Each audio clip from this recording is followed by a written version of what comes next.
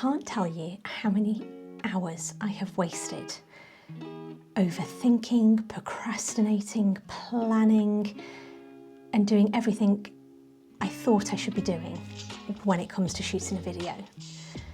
And I actually learned only a few days ago how sometimes just coming into the studio, sitting down, pressing record and going for it has actually ended up with a few comments about how relaxed I am, how much more confident I seem, and my husband has said that some of those ones are my best ones yet, which is so lovely to hear that we're progressing on an upward scale.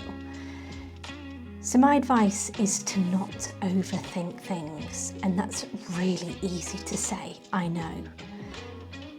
But don't overthink the script.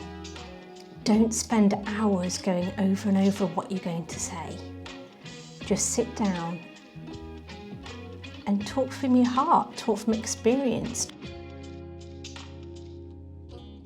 Weigh those eggs, and then we are going to basically...